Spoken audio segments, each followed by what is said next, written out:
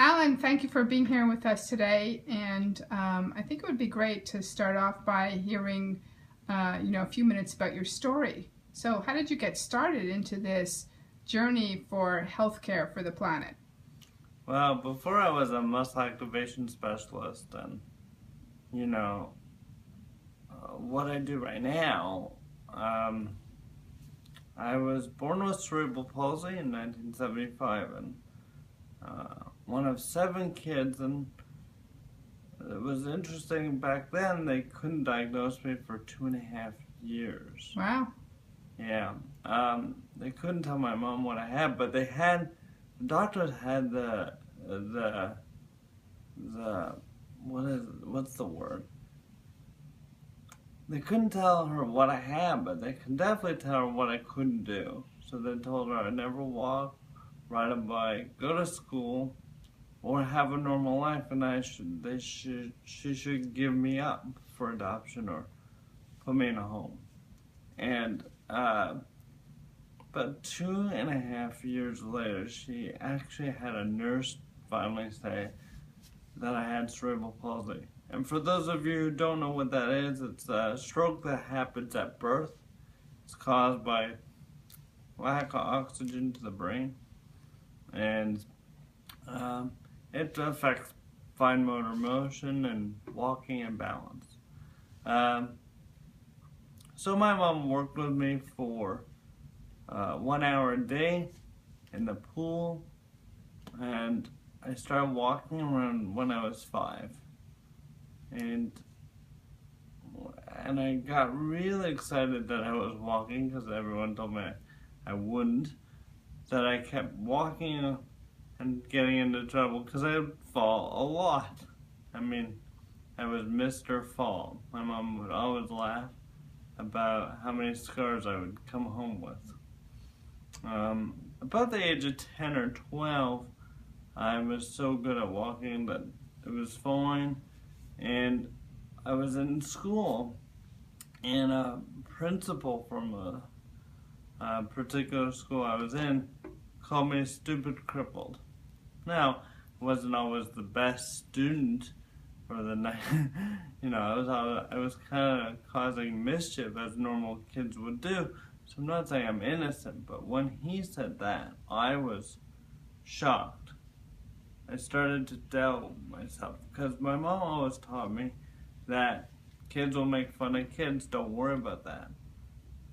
But when an adult said that, I got really, two things happened. I got really upset, and I got really focused on how to fix it. That was the first time that I actually picked up a textbook on physiology, and I didn't know all that what I was reading, but I knew one of the things caught my eye, that the body adapts to all environments. So I really got interested in changing my environment so my walking would get better. So I started running and becoming a track and field athlete in high school. I actually got so good I held numerous championship records, Canadian records for 100 meter, 200 meter, and 400 meter. I went to numerous Paralympic and world events. And I just really started to enjoy just challenging myself all the time.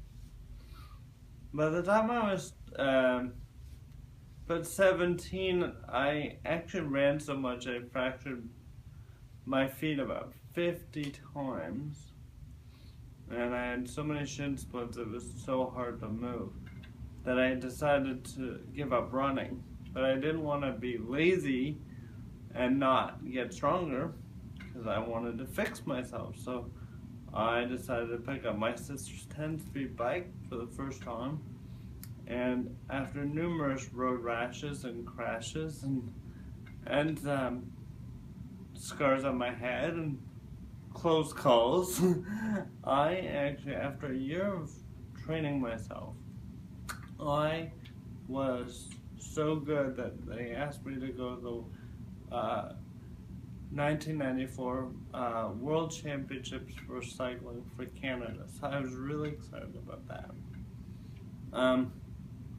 All this time I actually got really excited that I was doing everything doctors told me I would never do, which really intrigued me. To start to look at fitness as a business or as a career, like going to college, I got fitness and leisure management diplomas, and I became a personal trainer around 18. About the age of 26, something really life-changing happened to me. As if nothing else happened to me. This one really did alter how I viewed the body. I was diagnosed with prostate cancer, stage 3. Now, they tell me now it was misdiagnosed, but back then I was 26, and I told the doctor, I need my prostate, thank you. But I said, if I do nothing, when will I die? He said, about 1 year to 2. And I said, good.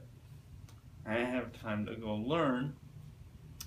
And what I learned was, because I cycled so much, I had so much petroleum in my body that's what was causing most of the issues. So when I detoxified myself from petroleum, and I learned, I'll talk about petroleum and cancer later on in the book, but when I changed the environment of my body, that the petroleum was no longer there, my cancer disappeared with it. And I really started to understand that physiology was just adapting to whatever the environment was calling for. So today I've actually taken on this book, this video, to illustrate no matter what you have, no matter what conditions you have, no matter what health issues you have, there's an environmental factor that you haven't seen or thought about. And my commitment is that every human being on the planet has vitality regardless of the circumstances. So that's where I am today.